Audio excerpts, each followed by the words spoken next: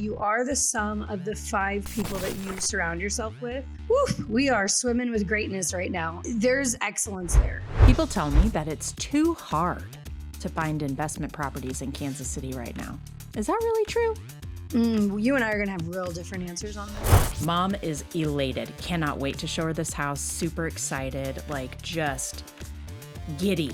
We get inside. Oh boy. 20 minutes in, I could just tell like the energy had changed for the daughter. I'm sitting there one day and I'm in my thinking chair and I thought, there's a way that they can just swap houses. We weren't wife swapping because it involves a dad and a daughter, so that would be weird.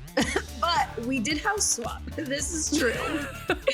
How amazing it is that we get to be this involved in people's lives, that we get this level of visibility into what's going on in someone's life, and also how hard it is to do our job in a way that respects what people are going through and helps them. We did this so perfectly. You're getting X amount of dollars back at closing. And she's like, say what? It's just been inspiring, to say the least. So, coming straight to you from KC, we are spilling some real tea with Jana and Moxie. well, hey girl, hey, look at my hair. It's got hairspray in it and everything. Look at. You fancy, girl. I'm trying. No. I love it. I love it. So I don't know if I've ever told you this before, but I only wash my hair like once a week, longer if I can stand it, because I hate like that crust. It messes with your hair follicles and everything. So it actually grows faster and better, I feel like, if it's not washed every single day. Totally. So I washed my hair today. Tell so my husband that. That's why I get the good looks. I washed mine today too. Look, we're fancy. Very cute. Very cute. Oh my God. My dog is farting and it smells so bad.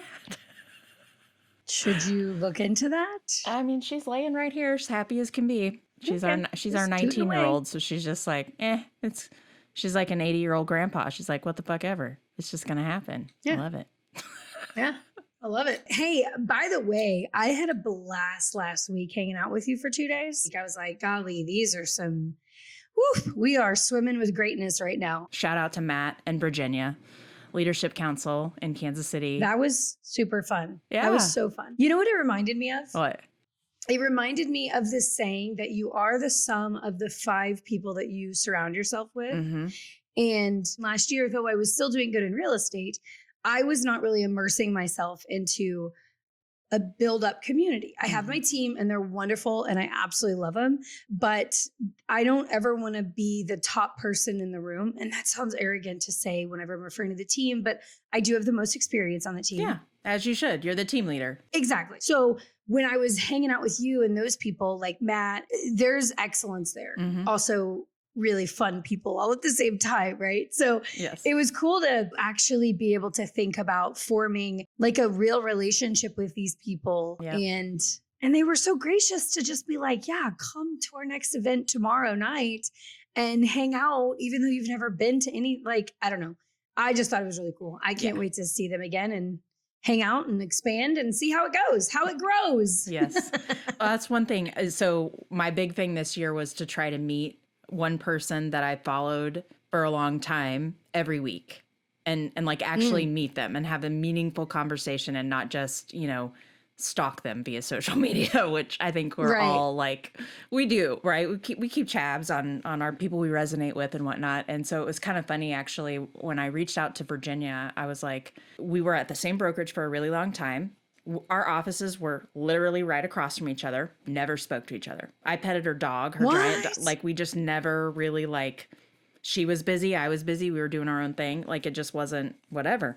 So it was just kind of funny, though, when she came and she had reached out to me about joining this leadership council, and I hadn't been to a meeting yet. And I was like, God damn it, I need to get my shit together. So I reached out to her. I was like, hey, I really want to come to the leadership council this year. And this is what I'm trying to do. I want to meet one person that I followed for a really long time, she being one of them. in person and get to know you and your business, and like, how can I help you and what opportunities exist where we can collaborate, because that's a big thing for me this year. You know, I'm really looking for people not only to pour into, but people who are going to pour into me too. And so that's really, really important. And I am shedding dead weight. If it's not a mutual, we're in this together kind of thing, I'm out. Right. So meeting with them and going to the leadership council and meeting a bunch of other people, it's just been inspiring, to say the least. So I'm glad you were able to make it. It was fun. It was. Me too. Yeah. I hope I can become a part of that leadership council in a way that matters, to them, to other agents, to myself. I mean, I know that I have what it takes to be in fun positions and do fun things in the community, and I just don't do it. So it was funny though, because when I saw Matt, like he's put on several events over the last couple of years, and we've only ever been Facebook friends. And that's only within probably the last 3 years that we were Facebook friends. But he keeps putting on these events, and he keeps not asking me to be on a panel. And so as soon as I saw him the other day, I was like, yeah, hi, we're not friends. And he looked at me, he's like, what? And I was like, we're not friends. We're not friends until you put me on a panel. He goes, I've literally never met you before. I was like, you bring up a good point, Matt. Yeah. That was not awkward at all, by the way. Oh, no, but not at all. It was intentional. Listen, though, at the end of the day, I had more fun talking to him. I had more fun talking to him than I honestly probably have had fun talking to someone in a really long time, because he has a lot of my mentalities. I don't think I probably have his structure in life, potentially. I'm a little more haphazard than most, but I really liked him. He was super enjoyable to hang out with, and Virginia was as well. That girl's a riot. Yeah. She's a riot. Yeah. Good-hearted people, truly. Yeah. And honestly, that's what attracted to me to them at first, was good-hearted people that are just, it sounds woo-woo, but I'm into that shit, you know? Yeah. I mean, but here's the other thing that I really appreciated was, you want to be involved in our group? That sounds wonderful. Give us money. That I didn't one time from anybody was I told, well, if you're going to join something, if you're going to come with us, you have to be a part of our group, and we pay, and it's X amount of dollars. And maybe it is, and I just don't know it. But a lot of times when you meet people that are high caliber and want to just pour into the community, there's an ulterior motive. And with those two, you can tell there's not. And if there is, I don't know about it. But they seemed legit, just like, come on, jump on the back and let's run. So I don't know. It was really cool. I was really impressed. That's awesome. Yay. So thanks for going. And thanks for speaking, because that was awesome. Yeah. I was telling a couple of people, I'm like, so when they, I'm on the broker panel and they announce my name and like where I'm from, and like, I didn't even realize we had that many agents there. But the chorus of screaming was amazing. It was a little jarring at first. I was like, whoa. From across the table, Desiree goes, are you ready? And I was like, duh. And then there were two other new agents that just joined the team that week that know me, because I met one of them at a Chiefs tailgate. So she's just been hanging out on my socials for years, and now she's on the team. So they don't necessarily know like we're insane. So I told them, I was like, hey, we're going to cheer. And they were like, okay. So they participated to their abilities, not understanding the craziness that me and Desiree were going to bring on. She was like, we're going to do it. Well, there's like you guys over here, and then Ed Stroud and they're a pretty large team over here. And I was like, oh my God, that's awesome. Yeah. So it was a good turnout. Yeah, it really was. Good. Yeah. No, that was a ton of fun. It's been a while since I've had the pleasure of doing that. I was super duper like stressed beforehand, and to the point where a couple of the speakers and I were like, man, we should have taken some gummies before we got in here. Oh my gosh. I wouldn't have functioned. I was like, I need to slow my roll. I'm like, oh my God. But no, it was awesome. So I'm glad you were able to make it. Yeah. And it was super informative too. Yeah. It was all around like good information, and it was good time. I hope we get to do another one or go to another one soon. Yes. All right. We're going to do our story time right now. And one of the stories you shared with me that you were going to talk about today was a house swapping story. Not the people in the house. Like, we weren't wife swapping, because it involves a dad and a daughter. So that would be weird. But we did house swap. This is true. Yeah. Do tell. Okay, so let me tell you, I'm gonna give you the best evolution of the story as I possibly can, because it's kind of fun to be in the real estate side of this and not necessarily knowing all of the nuances on the lender side, but knowing there's a chance that this could happen. So I had called my childhood friend. We had been friends since we were 2. We lived next to each other forever. She was the only girl in the country, and by default, she became my best friend. And so she had kind of been talking about buying her parents' home.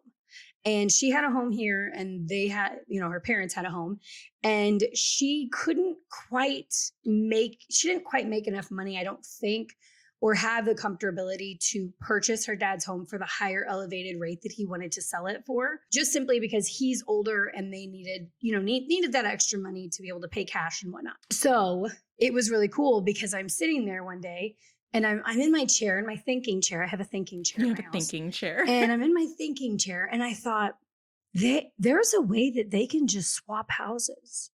There's a way that dad can just swap houses with daughter and not take over loan, get new loans. But I know that there's a way that we can do some equity swapping. I didn't know what it looked like. I didn't know what it meant. Yeah. All I knew is popped into my brain, there's a way. So I called my friend Becca.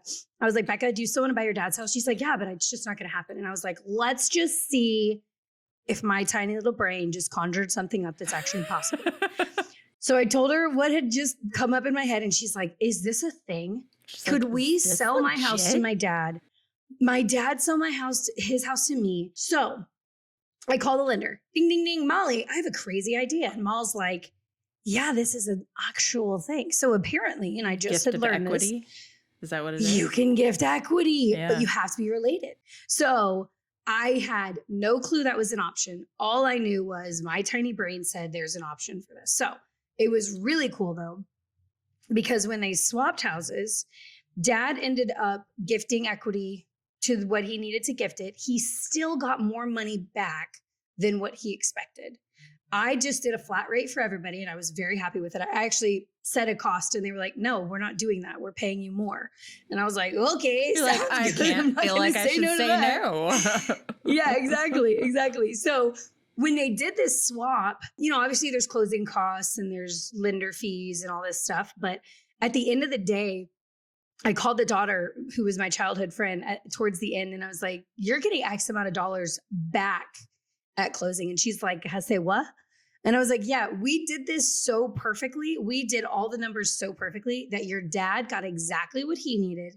And you got what you needed plus X amount of grand back in your pocket. She's like, this is the most incredible thing ever. That is pretty badass. It was so cool. So what they were going to do is everyone was going to sell and everyone was just going to go buy a different house. And that's what got my brain thinking like, no, there's a new option here. There's something different that we could do. So how did that work? House swap. How did it work exactly though? So we did a contract for sale from dad to daughter and from daughter to dad. So everybody sold their houses to each other. And in that, because dad had so much equity and daughter needed a really big down payment, we just helped raise the price a little bit on the daughter side. So she now had a little bit more of a loan amount, but her dad equity gifted her the down payment. So it brought it back down. He still got the equity dollar amount that he wanted. And she was able to keep her price where she needed it to be, even though it looked like she was paying more. So let's say the house was $300,000. They swapped homes. Dad gifted her $100,000 essentially. Yeah. And it really wasn't a gift. It was just because he was also then getting her home. But it looked like it was an equity gift as far as a down payment went. So it lowered her payment. And then he was able to, Jana, like for real, it worked out so smoothly. It worked out. It was and then Molly went to their home because her mom, she has a disease and she can't leave. She totally got her brain about her, which is cool, but her body doesn't want to work. So Molly ended up going to their house and doing all the paperwork there. And I guess the dad was just like, I'm still not sure I understand how all this happened. And Molly's like, Moxie just made it happen. And I didn't do anything. It just came to my brain. The idea, the light bulb. Yeah. And Molly's like, totally, you can do gift equity. You can totally make this happen. And I was like, dude. So anyways, yeah, dad lives in daughter's house, daughter lives in dad's house, and everybody's happy and everybody's excited, and daughter super stoked. She lives in the country. She actually lives in the house she grew up in. That's so whenever crazy. I knew her from 2 years old on, that was the house she bought. Yeah, it's a super old house, super old farmhouse. It's really cool. But yeah, so we did a whole on house swap. There you go. Not wife swap, but house swap. That is badass. That is a great story. That is a great story. So she moves into her childhood home. And I assume her previous house was bigger? Dad like traded up or? No, dad needed to trade down. Okay. So she lives on, I want to say it's something like 15 acres, I think. And it's an older house, detached garage, stairs to the upstairs. It's just a lot for mom to be there. And so they actually needed something smaller, more condensed. Like I said, they're older. Like a ranch. So they needed to downsize. And daughter wanted to kind of upsize. She didn't necessarily need it. Her family wasn't growing or anything, but she wanted to stay in that house. And so we made it happen, girl. That's awesome. It was crazy. It was great. It was one of the most amazing stories that I've been able to have, because like just sitting there in my chair, just one day thinking about it, it wasn't even a topic at that moment. Yeah. And I was just like, there's a way to make this happen. So it was really cool. That is really heartwarming. Really cool. Well, I'm in the middle of a little bit of a sad sack of the story, honestly. I wasn't sure what I was going to talk about today, but I think I'll talk about this one. What's going on? Oh my gosh. I think I mentioned previously, I had a client that was in town from Oregon. Mom lives here. I've helped mom and stepdad buy before. And now the daughter's moving home from Portland, and she was here for 7 days. We looked at like 50, eventually something around the neighborhood of like 50 houses. P.S. We're still looking. We've gone back to one house 3 times though. Oof. So I'm really crossing my fingers, you know? But anyway, it's actually, it's been a really tumultuous deal. And I say that because, we haven't even written a contract yet. But mom, who I love to pieces, she is a former nurse. She was a nurse at Research for like 35 years. Just like that typical take care of people, but in a regimented, like, we're going to do this, very logical, right? Not super emotional. Well, her daughter is in her early 30s, and she's, very woo-woo, but she's creative. She's, she makes these massive acre size, like 12 acres, landscaping art projects that like, it's the craziest thing. Wow. They're massive installations anyways, but she's super creative, very like, go with the flow, emotional, whatever. So mom and daughter haven't had the best relationship over the years. And mom had several years ago, 3 or 4 years ago, was diagnosed with a pretty aggressive form of cancer. And she did chemo, she did all the things, they took care of it, and she was in remission. Well, about a year ago, it came back, and it came back with a vengeance. And so she's terminal. There's really, everything that they're doing right now is to delay, you know what I mean, and give her some quality of life, for the next year or so. So that's why her daughter is moving home, is because mom is, last week they basically told her she's may not see Christmas, and so she is helping her daughter buy this house. She is gifting her a down payment, basically. And mom is a very opinionated, like, it's such a weird dynamic, because mom is at the end of her life, essentially. And mom wants to do this big gesture and give her daughter, this stability, this security, this investment, essentially. And they're really struggling because they don't have the best relationship. And mom is looking at this like, I need her to be in a great neighborhood. I want the house to be solid. Can't have any foundation issues. Also needs to be updated. Like, I just need to, when I leave this earth, I want to know that she's in a solid space, right? And the daughter is very much like struggling with this, right? Because taking this money for this down payment, knowing her mom's going to die this year, probably, hopefully not. But it's just kind of been a sad ordeal. So we went back to this house for the second time on Saturday. And it was the first time the daughter had seen it. So this is mom's second time to the house. Mom is elated, cannot wait to show her this house, super excited, like just giddy, getting out of the car. She's like, I can't wait to show you. She's so excited. We get inside. Oh boy. And the daughter's walking around the house, and mom and I are talking while she's, walking around the house. We were there for about 45 minutes, and about 20 minutes in, I could just tell like the energy had changed for the daughter. Like she was just like, this is not it. This is not it. No. And so then they start to have this conversation about this is not the house. And she doesn't like the flow, the layout, and, some different things.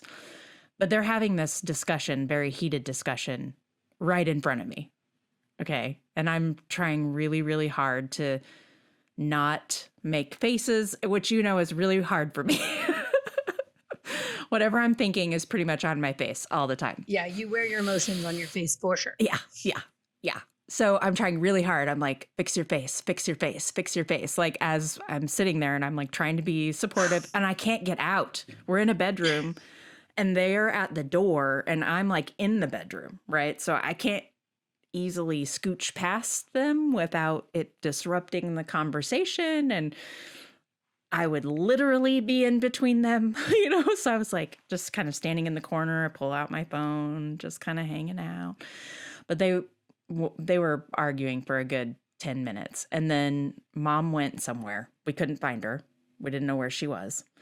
And the daughter and I were walking around the house, and I'm like, talk to me about your issues. You know what I mean? What do you not like about it? And so we walked around and basically came to, okay, if we move this wall, it's going to open up this much brighter. And this is a fully rehabbed house, by the way, like move in ready, beautiful, but not super functional. So she's, we're talking about all these things that she can do. And I finally feel like I'm getting her on board. You know what I mean? Finally feel like I'm getting her on board. She's good. She's like, okay, we've been here forever. We should leave. Where's mom? Mom was sitting in the basement. Oh, no. Crying. Oh, no. And I'm like, where's mom? And so I open the basement door and I yell, I gently yell out her name. And I was like, we're looking for you. And she's like, I'll be up in a minute. And I was like, okay. So she comes upstairs and you can just tell that she's been crying. So then the daughter starts crying. And I'm like, what the hell? Like, we need to go. I was like, why don't we take the night? Oh my gosh. And if you want to come back and look at it tomorrow with a fresh set of eyes, let's do that. Let's come back. So we did go back on Sunday without mom. I don't know if it's going to end up being the thing. She sent me like 4 houses she wants to go look at, but it's just I say all of this in my story time, I don't have an ending to it yet, but just one, how amazing it is that we get to be this involved in people's lives. It is pretty amazing, that we get this level of visibility into what's going on in someone's life, and also how hard it is to do our job in a way that respects what people are going through and helps them. You know what I mean? And we can be the answer, we can be the solution, and try not to be more part of the problem. So anyway, that's my story. Sticking to it. Try not to be a part of the problem. True story. Sometimes it's me. I'm the problem. It's Man. me. Yeah. Sometimes. No, I'm kidding. I know. Sad sack of the story. We should have done mine first and then yours. Good times. All right. Well, our topic of the day, we had so many good questions from our last couple of episodes that we've got a few more, and they're kind of big ones. So I figured I'd start with the first one. A listener asks, I've heard you can do a cash out refi and buy a rental property. How would I do that? Just call Moxie or Jana, obviously. Or Jana. God, roll your eyes when you say that. Oh gosh, that's so funny. Yeah, Cash me outside. Cash me outside. dude, I heard the other day that chick has so much money, it's unbelievable. Like she so much money. Unbelievable. She capitalized on that cash me outside stuff. Oh, I have to tell you this one thing. I was in New York City whenever all that was going down, like not the same exact time, but when that was the phrase. I'm walking down New York City's sidewalk one day, and there's this little A-frame sign outside of this boutique. And it says cashmere inside, and it said same exact way, cash me outside, cashmere inside. It was so funny. I'll never forget that as long as I live. Anyways, okay. That's amazing. So, great question. And yes, you can totally do this. And it's very easy to do. In fact, it's very easy to do. You want to tell them how to do it? Jan Badan? Yeah. Yes. All right. So in order to do a cash out refi, you have to have some equity. Oh, so what's equity? Yeah. That gap between how much you owe and how much the house is worth. Cool. Sometimes it's this much. Sometimes it's this much. So you have to have some equity in order to do this. So typically on a cash out refi, most lenders, not all, most lenders will give you 75% of the current value. Mm-hmm. So they do a desktop appraisal or they do a regular appraisal or whatever, and they figure out how much your house is worth. And then they look at your loan and they figure out how much you owe on top of, do you have any liens or anything like that going on? They pay all of that off with this cash out, but you get the difference between whatever all of that payoff looks like and up to 75, sometimes 80%. Ooh. You can take that much out as a cash out refi, typically speaking. And then what can you do with the cash? You can do whatever the F you want to. Right. But what's the smartest Possibly thing? buy a rental property. That would probably be the smartest thing. I mean, isn't the concept of that to make your money work for you? So in this case, you're legitimately making your money go to work for you. Yep. So yeah, I actually have done this before, and it wasn't my personal residence. It was actually a rental property. And we were able to do a cash out refi and get a good amount of money down on 3 duplexes. So it helped us to go from 4 doors to 10 doors. And, we still have a positive net income on all of our doors altogether. So this is a smart thing to do. Smart thing. We have one tiny little problem. Mr. Johnson and I have a tiny little problem when it comes to doing that again, because we wanted to do that again.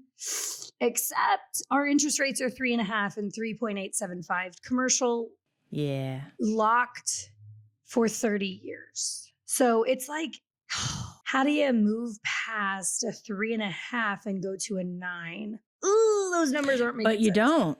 In that case, I would do a HELOC or a HELOAN. Yeah. So that's what everybody says, right? Oh, just do a HELOC. The problem is the towns that we're in, they're relatively small towns, and the banks that we have relationships with, either we don't have a strong enough relationship just because that's not what we've done, or they will not do commercial loans. Frankie, it's driving me crazy. Frankie. Because I really want them to do a commercial loan because we have such a good relationship with that bank and they've been fantastic to work with. They just won't do commercial loans. So it's more difficult when you don't have right relationships. And it's just the truth. That's just the truth. Could we just go somewhere random? Absolutely. But it would be a little more difficult just because we don't have those relationships. So I don't know. Yeah. It's hard. I hear you. I do. But it's smart. And great question. Do a cash out refi, buy a rental property, call us. We'll make it happen. Yes. Yes. All right. So our next question along those same lines.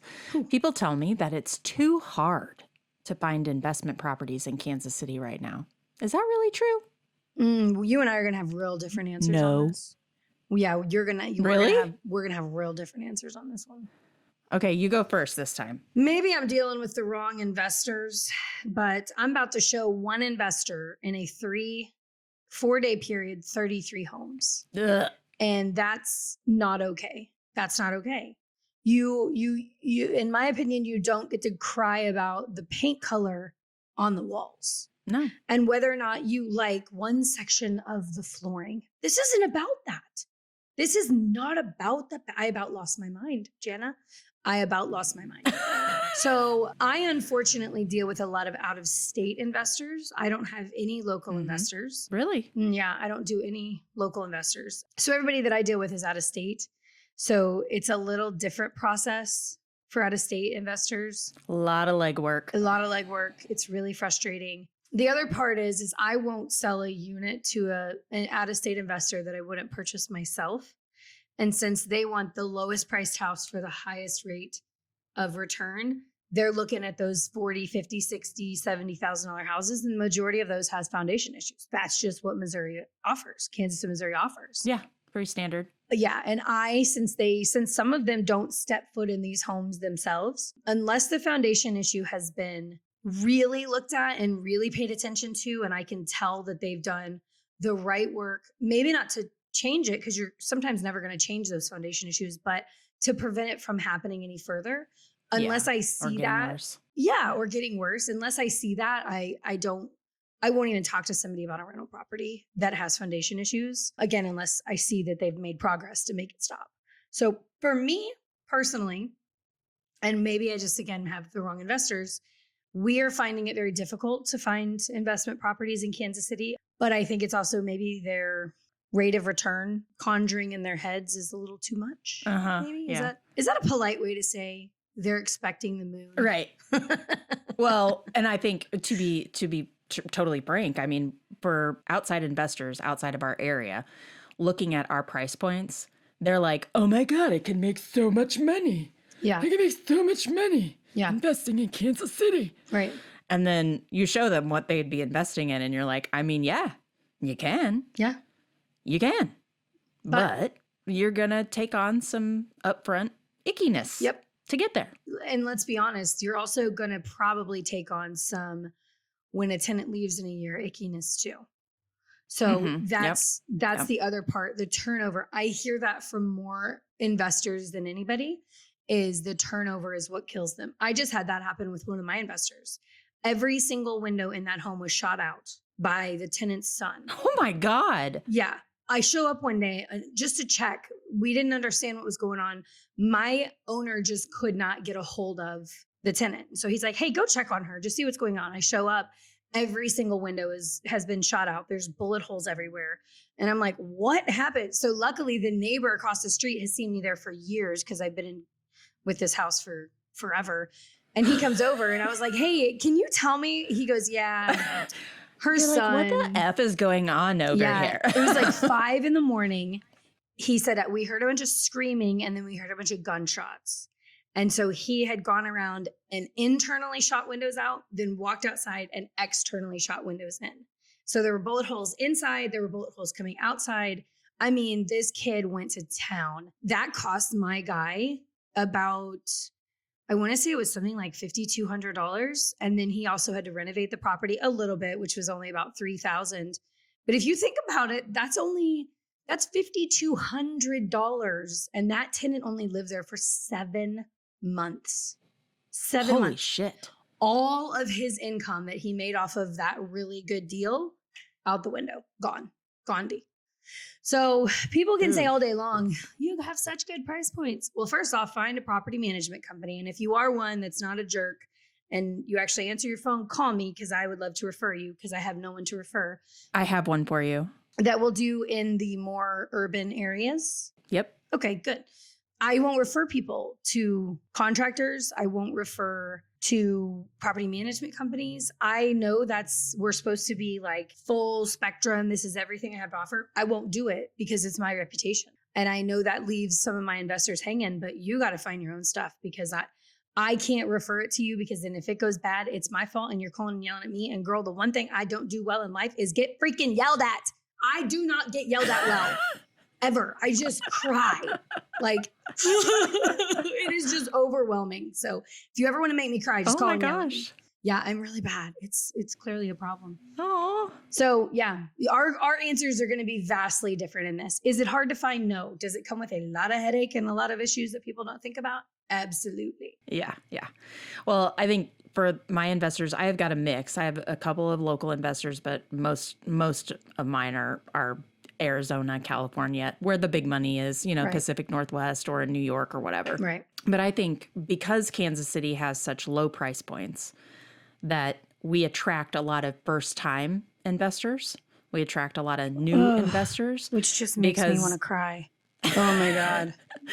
A new investor makes me want to end real estate life forever.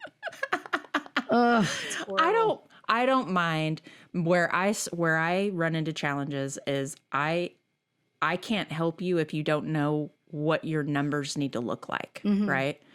And so it's not hard to find investment properties in Kansas City, but it really does matter what you're trying to get out of it. Sure. If you're like, I need to clear $500 a month per door, probably not going to happen here. Little tough. Probably not going to happen here. Yeah. Unlikely. But Jana, so rarely do they come with that information. That's why we do that up front. So often they're like, I don't know.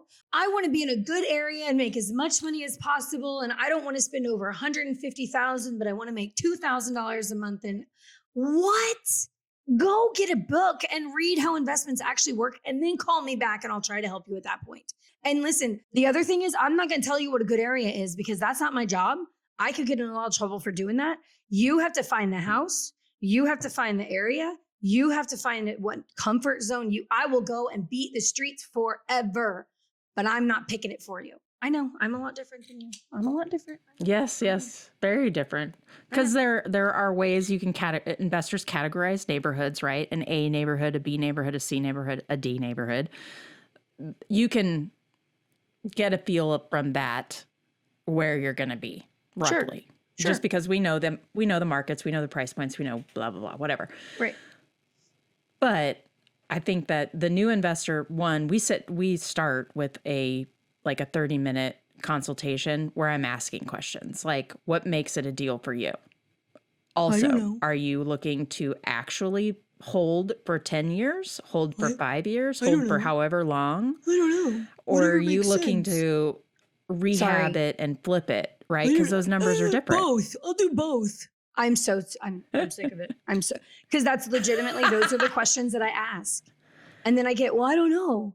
I may hold it for 5 years. I won't help if I can't get some answers. Yeah. Though. I just won't because but I'm willing to help you figure it out. So if you're telling me you want rental properties, great. Are you willing to invest for 5 to 10 years or longer in the Kansas City area? No. Probably not a great spot for you then, because it will take, in a lot of cases, it's going to take a year to break even, depending on what you buy, right? Mm-hmm. But if you're looking for a long-term hold, we're going to look at the horizon, right? We're going to say over 5 to 10 years, this is how much you're going to make off of this property. You cannot look at the short term. That's not what investing is about. Yeah. Investing is for the long term. Right. But having investors that don't understand what makes it a good deal for them, and or they tell you these and that information, and then when you present them with properties that are 100% match or get us 80% of the way there or whatever, they're like, oh no, the acquisition costs are too much. Yeah, that's not what you said. So we have a new parameter. So frustrating. What is the acquisition cost maximum then? Yeah. I need to know that number. Yeah. I mean, it's not a rude thing, but it's like when you're dealing with investors, it is all about the numbers, which I am here for. Let's do it.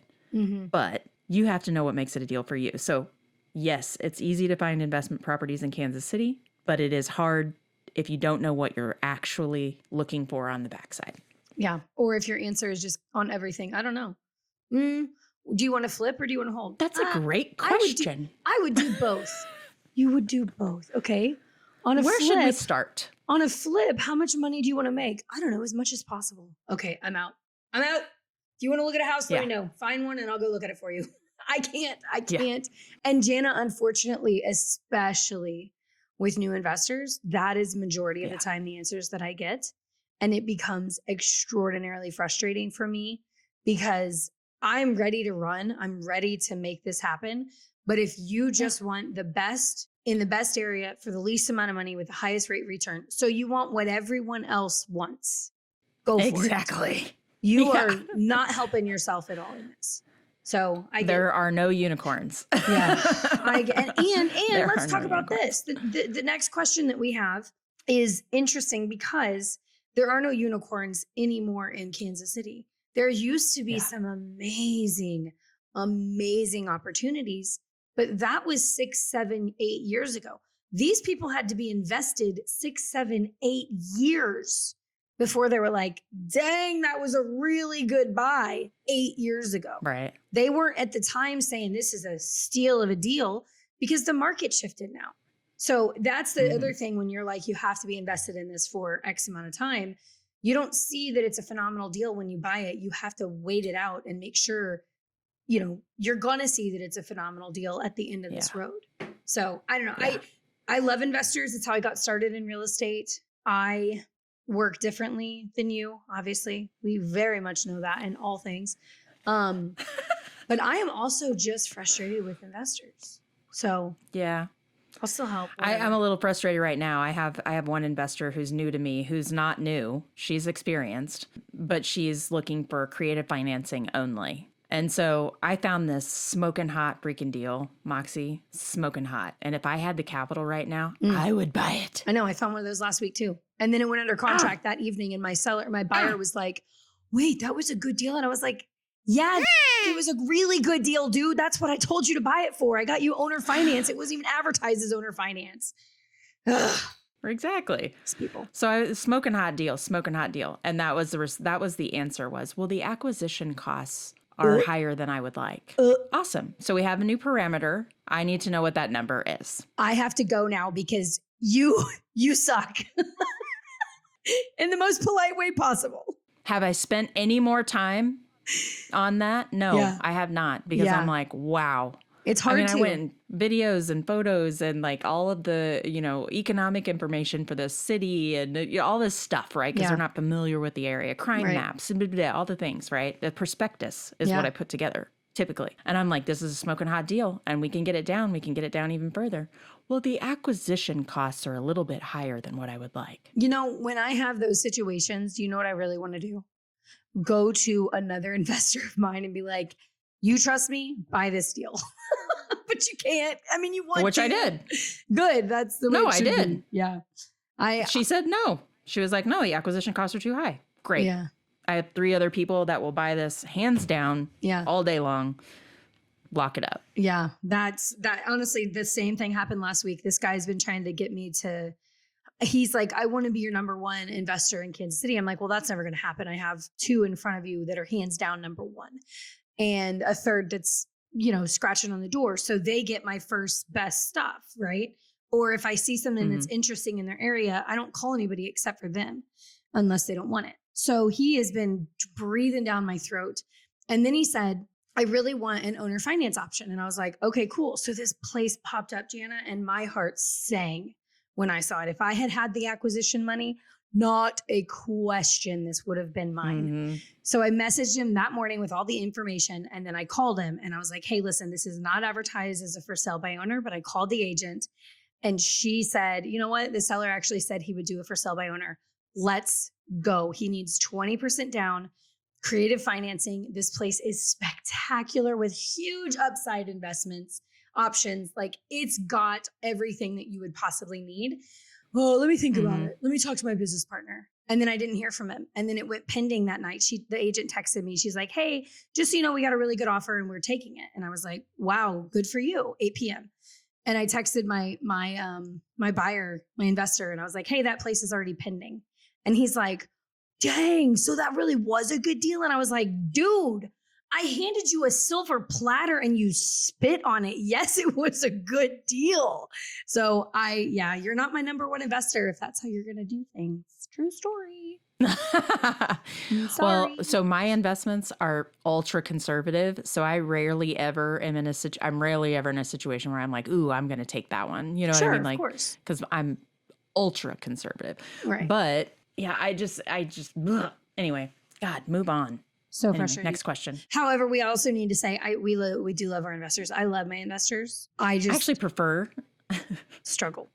I just struggle. I do. I prefer investors, but it's a lot of time on the front end for us to get them into, especially newer ones, into a spot where they're actually, and then they think we're trying to put rails on them, Yeah. I'm like, I'm not trying to like make the box for you. I'm trying to help you discover what your buy box needs to look like. That's all. All right. So question number 3, it relates very well to question number 2, which is where can I get the biggest bang for the buck in Kansas City for investment properties? And that is a really tough one. Yes, because the answer is it depends. So if you're looking for a buy hold investment that you're going to hold on to for 30 years, that's a different answer than I need 2 to 5 years. You know what I mean? Like that's a different, it just depends. It depends on what you're trying to do, what your exit strategy is, how long you're going to be in the property, and whether or not you need to do any rehab to it ahead of time. I really haven't found anywhere that's a terrible investment. It just matters what you want to do with it. Yeah. And the longer you hold, the better the investment is too. I mean, that's obvious. Absolutely. Now, flipping is a totally different ballgame. I mean, if you're talking bang for your buck for flipping, that's a totally different ballgame. Because to me, it has nothing to do with location. Personally, I don't think it has anything to do with location as long as the numbers make sense and the rehab isn't atrocious. I mean, I bought a house at 28th and Truce, so not in the best area in the world, for like $38,000. And had I been a better flipper, I sold it for like $129, but I spent way too much money because I didn't know what I was doing. It was the first time, you know, blah, blah, blah. It was a lot was happening. Yeah. You pay for the education. I did. And I'll never do another flip again. So there was my education. Most people would have been afraid to flip in that area. Yeah. For real. I'll never do another flip again unless my dad and my brother are involved. I will never do another one again. Oh my gosh. Yeah, that was 6 years ago that I did that one. And I've never done one since then, period. I'm never going to do another one again. Wow. And I have big reasons why. We live in Kansas City. And for some reason, Kansas City still has their head screwed directly into their butt when it comes to women. And so there is, and I'm too much of a women's advocate fighter. Yes, I will cook and I will pay someone to clean and I will do all my womanly duties. But at the end of the day, yes, I said pay someone to clean. You also bring it home to bacon to pay them to clean. Exactly. So I struggle with when men, like just this weekend, Jana, I was trying to, we went to Austin. I was trying to express to this young man who was saying he would be interested in investing in Kansas City. I was like, yeah, that's what everybody says until they really see, you know, what it entails and the maintenance and the potential renovation. And I'm trying to tell him what I do for my investors. And he interrupts me and starts talking to Kenny about, well, what do you think, Kenny? And Kenny's over here like, what are you talking about? I don't know. So I get him back into the conversation again. I was like, this is what I do with my investors typically. And he interrupts me again and goes straight to Kenny. And I looked at him and I go, are you going to let me finish my sentence? And he just kind of looked at me and I was like, dude, you're asking me questions about real estate. The real estate agent, a question about real estate. He's like, yeah, but your husband does the renovations. And I was like, yeah, he does renovations for my investors that I tell him to do. That is how this job works for him. His job is the lawns and he takes care of that. He's the boss there. In the renovation side, I'm the boss. He does what I tell him to do. Go ahead and have your man conversation. Do whatever you need to do. Cut out the women and let's see how all that works for you. And Kenny over there is just like, oh, he got. So in that, he did apologize. He's like, I wasn't trying to be offensive. Well, he offended me. In that, I'm a little tender. Okay. I know this about myself. I need therapy. I'm in therapy. I realized that without a man behind you, either with a strong shoulder or a strong voice, I didn't say Jana, I said I have found that it does not work for me. Because Jana, you and I are very different humans. You're not. I hired a female GC. You're not a bossy bitch. Yes, I am. No, you're just bossy. There's a difference. Jana, there is a significant difference between being a bossy bitch and just being bossy. Can we agree with that? I need an example. Listen, you don't need an example. You're talking to bossy bitch and you're listening as bossy. There's this example right there, okay? I don't think we need to elaborate much more than that. And people don't take my assertion very well sometimes. So if I was a different personality, you just said you hired a female GC. She probably has a different personality than me. I do not have the personality to be able to tell men what to do without them feeling like I'm attacking them on a personal level, their ego level. it is what I have found kind of across the board. The other night, whenever we were out hanging out, did you not hear that kid be like, listen, Moxie, I bet it is hard for any man to even think about talking to you or dating you. And I was like, yeah, I know. That's why I got the coolest husband in the world. He goes, you're pretty intimidating. And this is we're having drinks together and this is the feedback I'm getting. So I am not saying that it's impossible. What I'm saying is my personality does not allow me to do flip properties because I am too bossy in a, I guess, masculine energy way. And they just don't like it. So I will never do another flip again. Ever. Bummer, dude. Period. That's my favorite. Yeah, well. It's my favorite. You go ahead, sister.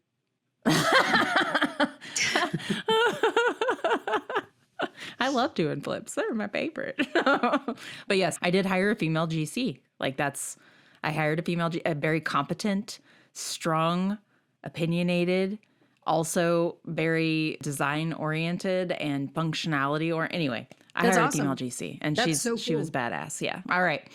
What podcasts, books, etc. would you recommend for someone who's wanting to learn about real estate investing? What is that one called? Big Pockets? Bigger Pockets? Yeah, Bigger Pockets. I've heard really good things about that. I think it's a book. I know it's also a podcast. The Real Estate Guys, is that what it's called? Yeah, so the Real Estate Guys actually have a radio show.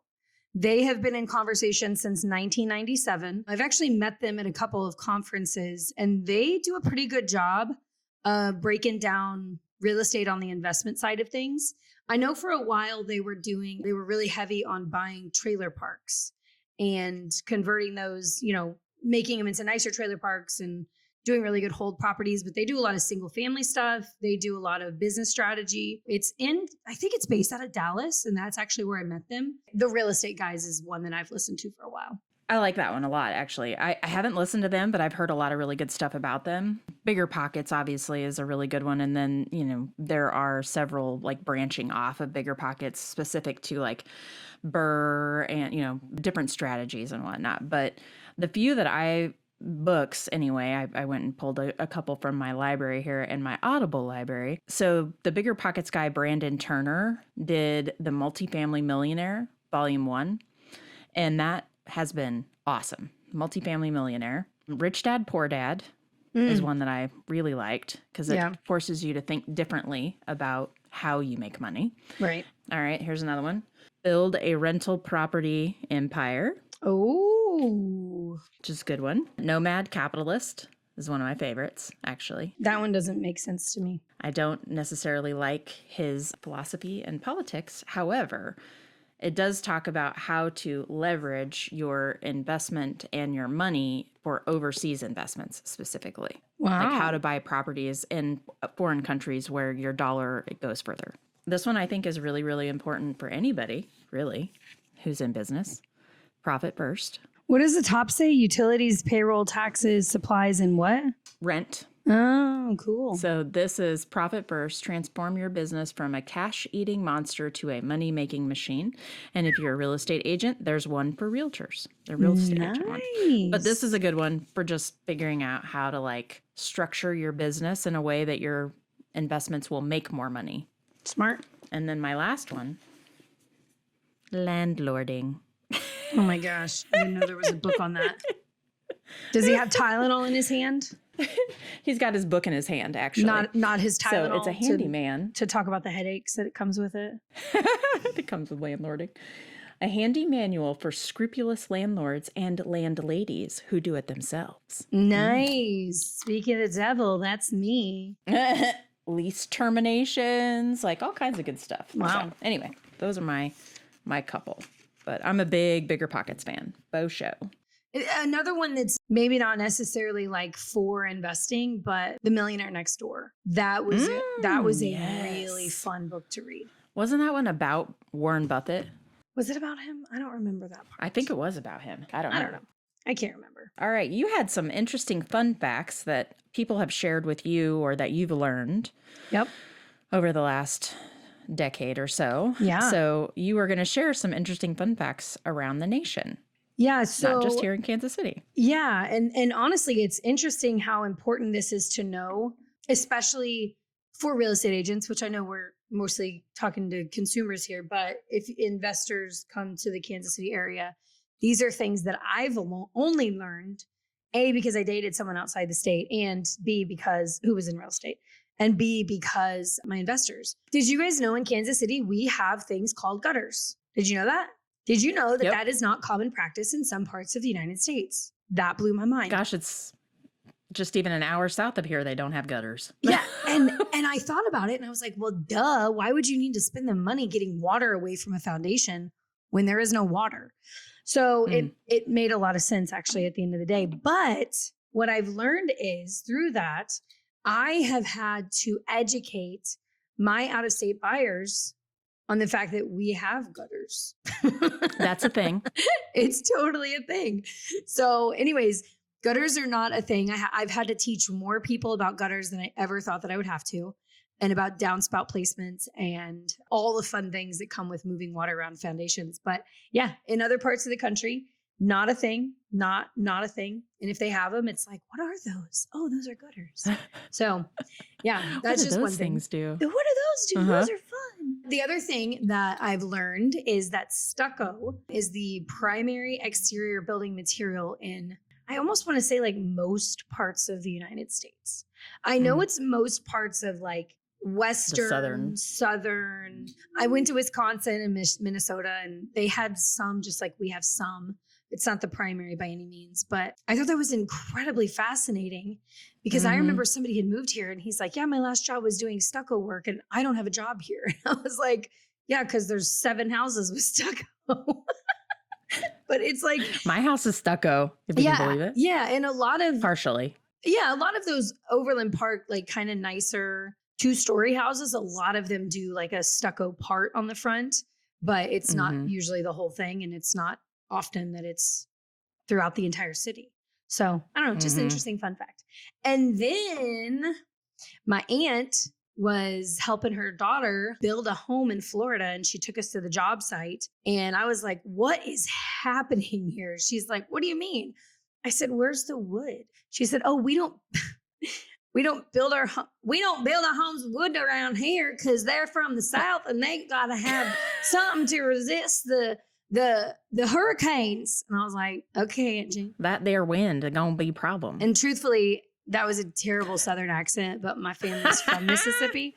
We were in Florida, but my aunt still has her very, very strong Southern accent and it's adorable. But anyways, yeah, they don't build theirs with wood because it needs to resist water and needs to resist wind and hurricanes. But the water is the most important because the salt water would deteriorate wood much more quickly than it does the concrete. So anyways, just dumb fun facts from around the nation. If you have any other dumb fun facts that you want to tell us about that we don't know here, like they don't bury their people in the ground in New Orleans because it's below sea level. Those are fun facts that we want to know because there's some that we don't know.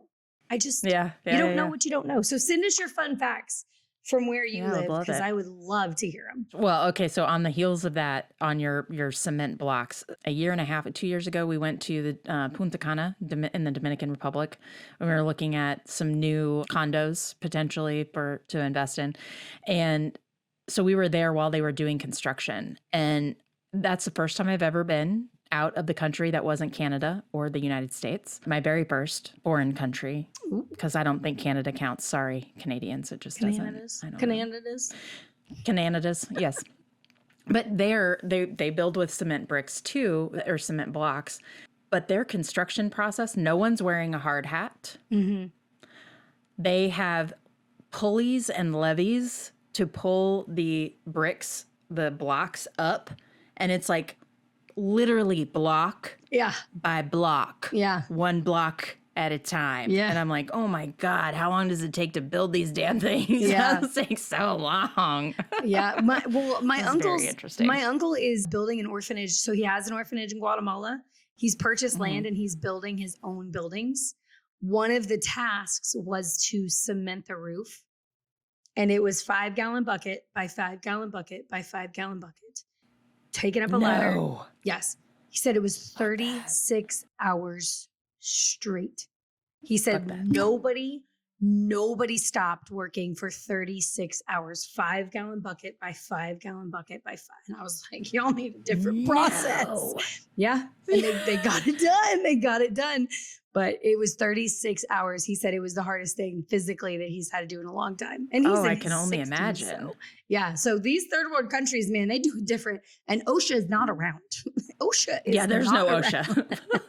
Did you get OSHA 10 certified? Well, I'm literally watching these people. They're wearing flip-flops and like khaki shorts and white t-shirts and no hard hats. Totally There's normal. nothing. There's Yeah. And it's totally and they're normal just like climbing up these walls and like without a care in the world. And they're standing up there on like 6 stories high with no safety net, no like rig, nothing. It's and I'm crazy. Like, I don't get it. Yeah, I don't get it. Oh, and then, which was hard for me to wrap my head around, they make pretty much $20 a week. Yeah. And that's a lot of money, apparently. Yeah, it's crazy. So I'm like, ugh. Anyway. Yeah. Oh my God. Okay. Next up, off the record. What do you got? What do you got? Okay, so fun story. A couple years ago, I was probably a newer agent at the time. I was definitely a newer agent at the time. And I was showing a house to a buyer, multiple houses to this buyer. And we finally found one in KCK and they loved it. We adored it. We put in an offer. Offer got accepted. We went through it. We get to title. Title says, your seller is not the owner. And I was like, what? So I call the agent and he's like, what? And I said, did you know anything? And he's like, no, I had no idea. So he called his seller. His seller says, oh no, I'm not the owner. I'm the tenant. What? So do you have like a lease option to purchase? No, I just rent. I'm just the renter. Then what are you? No. Yes. He was for real the renter and thought he was going to be able to get away with it and sell this property while he was just the renter. No financial anything, no attachment to it, no anything that made any sense whatsoever. And the seller eventually was kind of like your story.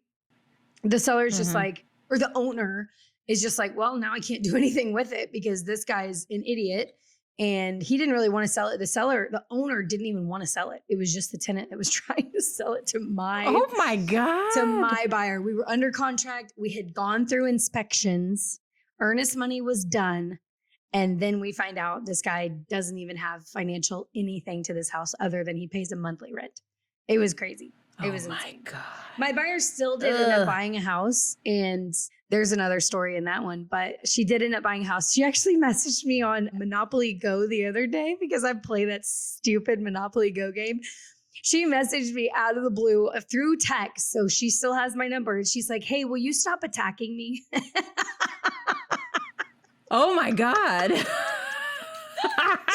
She goes, I know it doesn't show my name on there correctly, but this is my name and you keep attacking me. And I had like relentlessly attacked this person and it was her. She's like, I know we haven't talked in 7 years, but could you quit attacking me on Monopoly Go? Let's just call it a truce. So you never know who's watching, man. I tell you. Oh, Lordy. Hey, you got to use whatever tools are available to you, in my opinion. Absolutely. 100%. Okay, I think that's it for the day, right? Yep, that's it. That's all we got. Okay, sounds good. I hope everybody Deuces. makes it a great day. Deuces. Bye, Jana. Deuces.